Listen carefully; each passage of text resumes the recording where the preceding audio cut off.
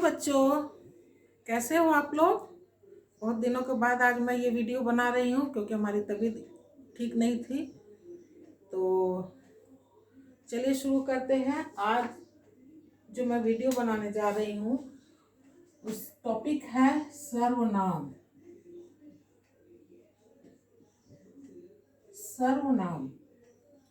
सर्वनाम के बारे में हम लोग जानेंगे, इसकी उत्पत्ति, सर्वनाम शब्द की उत्पत्ति यानी जन्म, सर्वनाम शब्द की उत्पत्ति कैसे हुई, सर्वनाम शब्द का अर्थ क्या है, इसका मतलब क्या होता है, इसकी परिभाषा क्या है और इसके कितने भेद हैं, और सर्वनाम शब्द का कारक के साथ इसका रूप कैसे चलता है। इन सारी बातों की जानकारी आज इस वीडियो में लेंगे।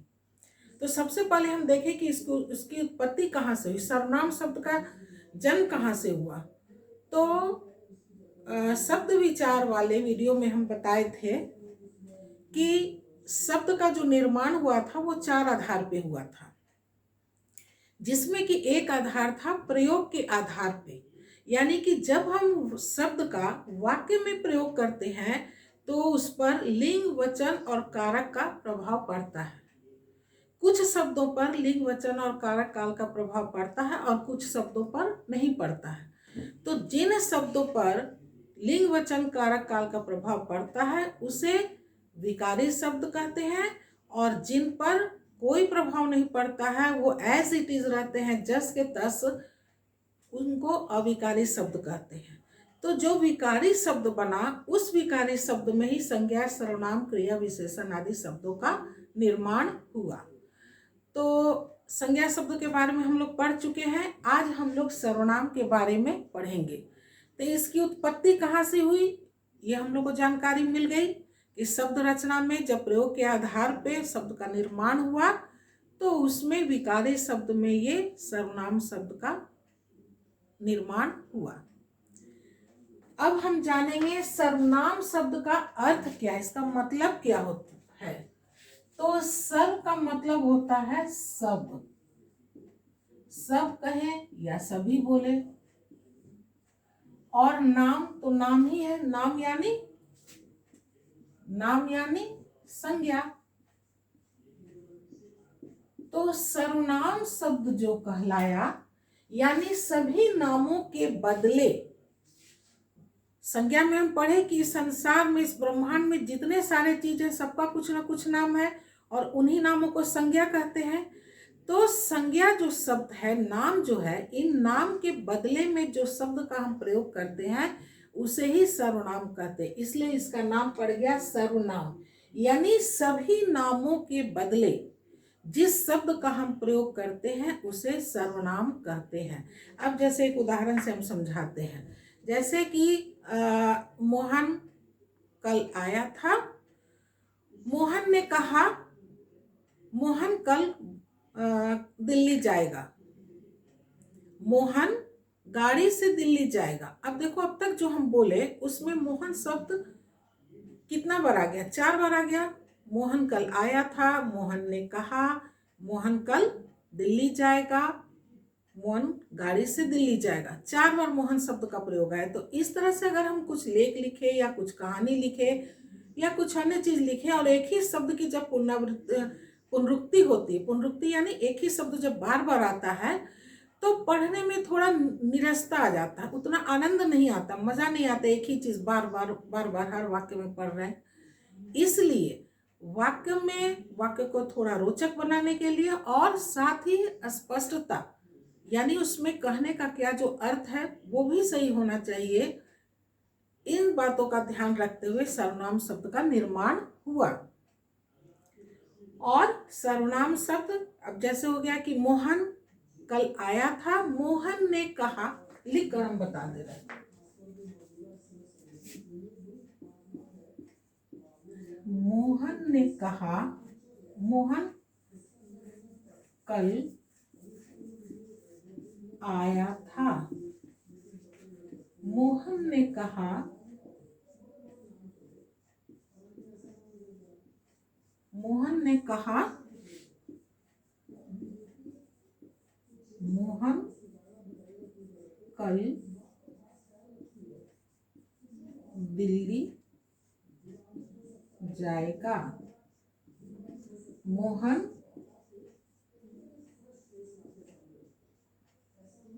गाड़ी से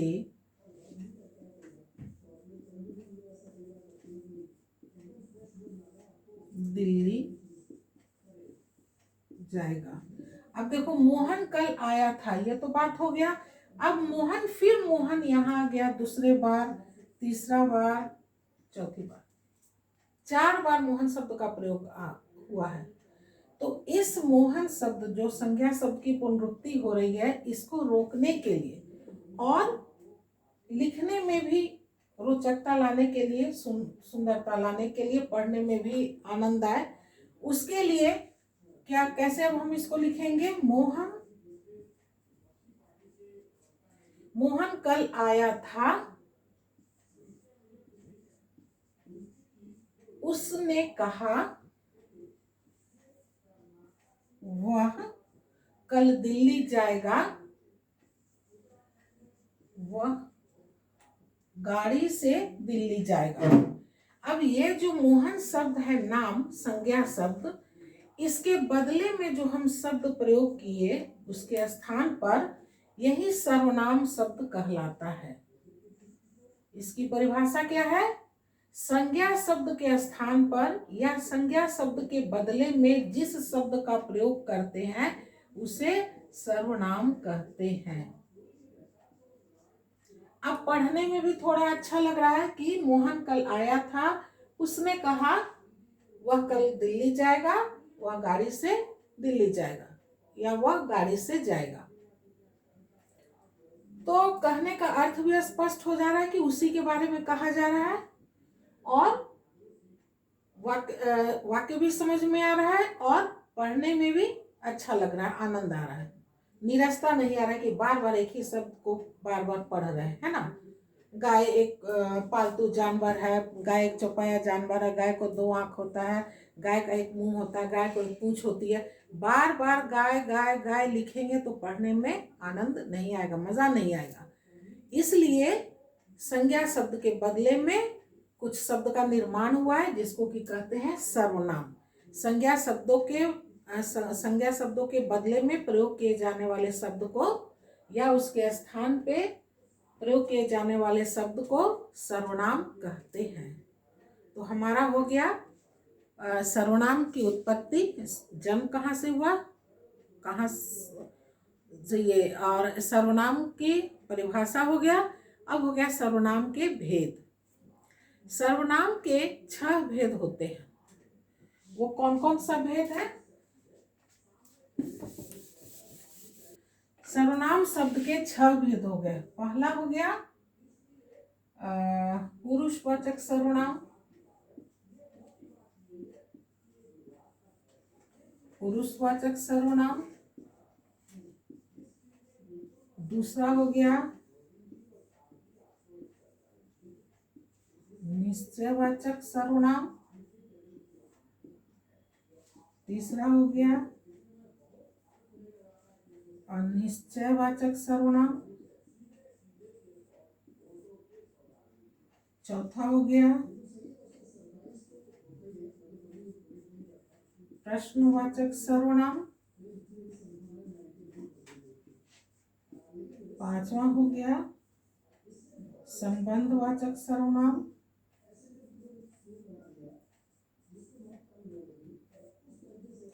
और छठा लास्ट हो गया निजवाचक सर्वनाम।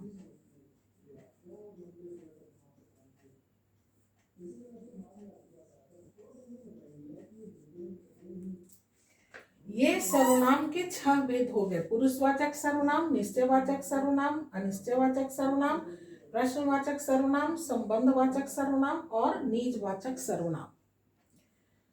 एक एक करके सबके बारे में जानेंगे। सबसे पहला पुरुषवाचक सर्वनाम।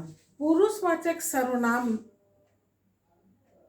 जिस सर्वनाम शब्द से बोलने वाले, सुनने वाले और जिसके बारे में कुछ कहा जाए का बोध हो, यानी इन बोध यानी जानकारी हो, पता हो, तो इन 3 व्यक्तियों के बारे में जब पता चलता है और इन 3 व्यक्तियों के बारे में जो सर्वनाम शब्द का प्रयोग करते हैं उसको कहते हैं पुरुषवाचक सर्वनाम।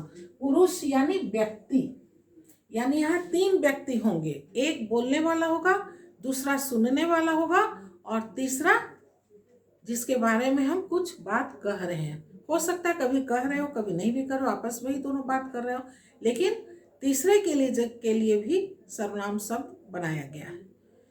तो जिस सर्वनाम शब्द से बोलने वाले, सुनने वाले और जिसके बारे में कहा जाए का बोध हो यानी पता चले, उसे पुरुषवाचक सर्वनाम कहते हैं। अब देखो, बोलने वाला अपने लिए क्या सर्वनाम शब्द प्रयोग करेगा। अब जैसे मेरा नाम सुनीता है, तो सुनीता पढ़ा रही है। कोई पूछेगा हमसे तुम क्या कर रही हो, तो हम क्या कहेंगे, सुनीता पढ़ा रही है।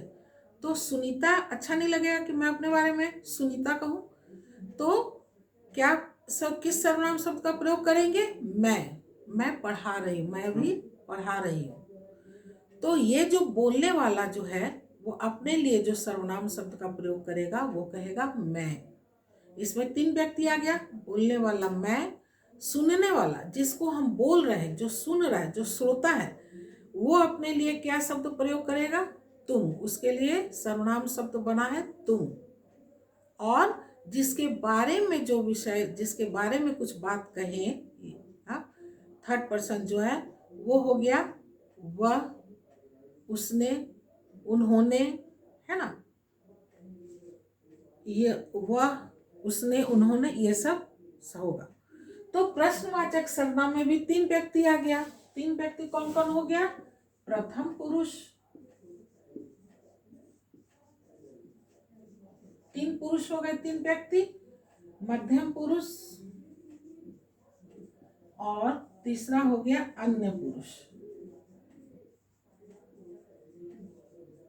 3 पुरुष हो गए, एक बोलने वाले हो गए, एक सुनने वाले हो गए और एक जिसके विषय में हम कुछ कह रहे हैं। तो प्रथम पुरुष में बोलने वाले आते हैं। जिस सर्वनाम शब्द से बोलने वाले का पता चले, जिस सर्वनाम शब्द से बोलने वाले का पता चले यानी वक्ता कौन है, उसको हम कहेंगे प्रथम पुरुष।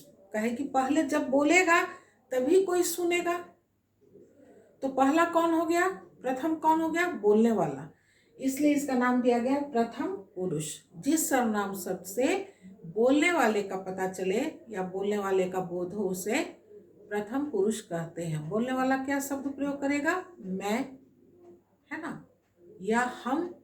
मैं हो गया एक वचन, बहुवचन हो गया हम।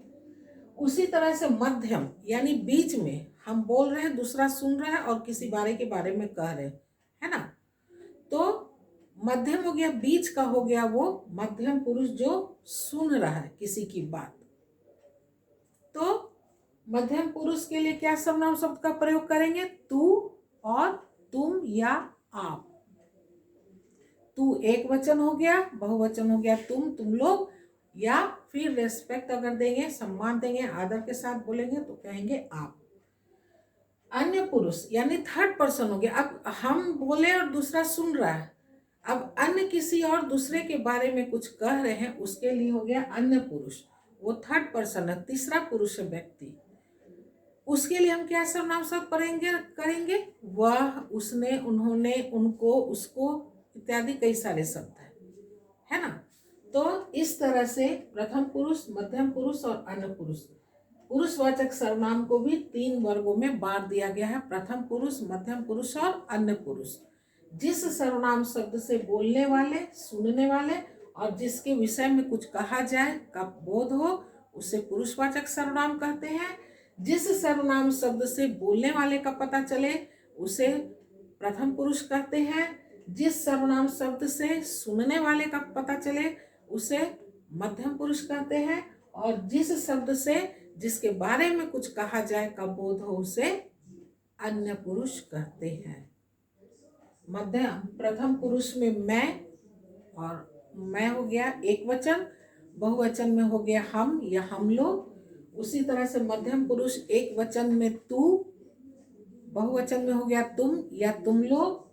अन्य पुरुष एक वचन में हो गया वह और बहुवचन में हो गया वे लोग, वे सब, उन्होंने, है ना, ये सब बहुवचन हो गया।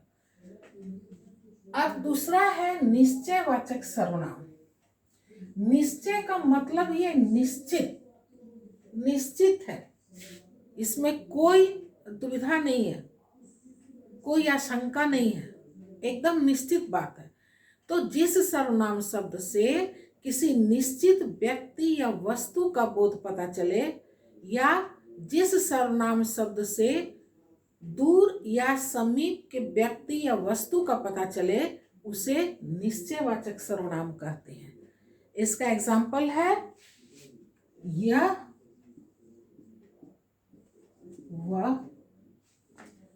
यह पुस्तक मेरी है। ये निश्चित है कि यह पुस्तक मेरी है, यह पुस्तक मेरी है और वो वाली उसकी है, गीता की है। तो वो जो है दूर के बारे में बता रहा है, या ये निकटता बता रहा है मेरे साथ, यह है ना कि यह पुस्तक मेरी है, और यह निश्चित भी है कि मेरी है, और यह पुस्तक गीता की है। यह भी निश्चित है कि यह पुस्तक गीता की और किसी की नहीं है, और गीता चूंकि यह नहीं है इसलिए दूर है, इसलिए हम उसके लिए वह प्रयोग कर रहे हैं कि यह पुस्तक मेरी है और वह वाली पुस्तक गीता की है, या वो पुस्तक गीता की है। तो जिस सर्वनाम शब्द से दूर का या समीप व्यक्ति या वस्तु का बोध कराता हो, उसे निश्चयवाचक सर्वनाम कहते हैं। तीसरा है अनिश्चयवाचक सर्वनाम। अब देखो, निश्चयवाचक सर्वनाम में क्या लग गया? अ का क्या अर्थ होता है? नहीं।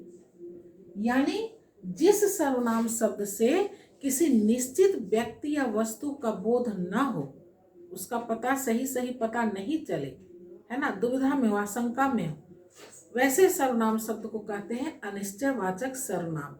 जिस सर्वनाम शब्द से अनिश्चित व्यक्ति या वस्तु का पता चले, या जिस सर्वनाम शब्द से निश्चित व्यक्ति या वस्तु का पता न चले या बोध न हो, उसे अनिश्चयवाचक सर्वनाम कहते हैं। जैसे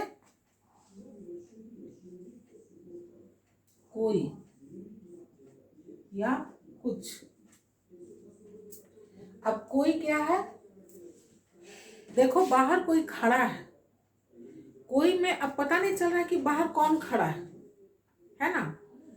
दाल में कुछ पड़ गया है, अब कुछ में पता नहीं चल रहा है कि दाल में क्या पड़ गया, या दाल में कुछ काला है ना, दाल में कुछ काला, ये भी एक मुहावरा है।